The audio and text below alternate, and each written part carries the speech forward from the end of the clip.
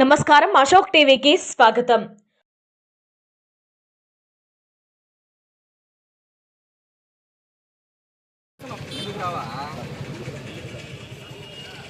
అందరికీ నమస్కారం. నా పేరు చింతకుంట అంకయ్య మాదిగ, ఎంఎస్పీ ఎంఆర్పిఎస్ అనుబంధ సంఘాల ఇన్ఛార్జిగా వ్యవహరిస్తున్నాను. ఈరోజు దేశంలో ఉండబడే అత్యున్నత న్యాయస్థానమైనటువంటి సుప్రీంకోర్టు సంచలనమైన తీర్పుని ఇవ్వడం జరిగింది. భారతదేశంలో స్వతంత్రం వచ్చే 77 సంవత్సరాలు అయినప్పటికీ మా మాదిగలు ఎన్నో విధాలుగా వెనకబాటుకు గురయ్యి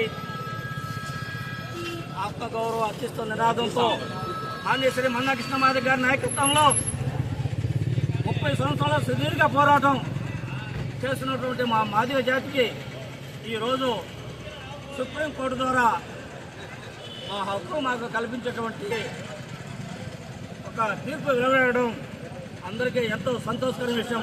కాబట్టి మన రాపూర్ మండల పరిధిలో ఉన్నబడి నూతన కమిటీ ఆధ్వర్యంలో ఈరోజు పెద్దలు గ్రామ నుంచి వచ్చినటువంటి ఎంఆర్పిఎస్ కార్యకర్తలు, నాయకులు అందరూ కూడా ఆనందంతో కేకులు కట్ చేసుకొని బాణసంచ కాల్చుకొని సంబరాలు చేసుకోవడం జరిగింది.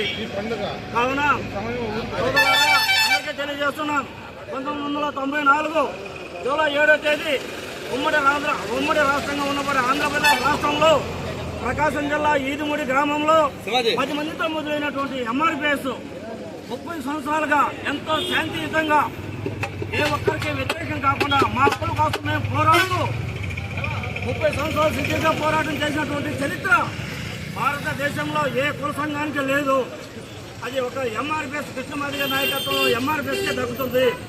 కావున ఇటువంటి న్యాయమైన పోరాటాన్ని గుర్తించినటువంటి దేశ అత్యున్నత న్యాయస్థానం సుప్రీంకోర్టు ఈరోజు ఎస్సీ వర్గీకరణ న్యాయమైన లేను, ఏ రాష్ట్రాల పరిధిలో ఆ రాష్ట్రాలు చేసుకోవచ్చు అని చెప్పడం ఎంతో శుభపరమైన విషయం, ఎంతో సంతోషకరమైన విషయం.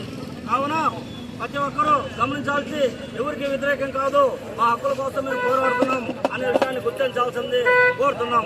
జై మాదిగ, జై మన్నా కృష్ణ మాదిగ. ఈరోజు మాదిగ బిడ్డే కాదు, మా మాదిగ జాతికి దళిత రక్తం, మా మన్నా కృష్ణ మాదిగ పోరాటం ఈరోజు ఫలించింది.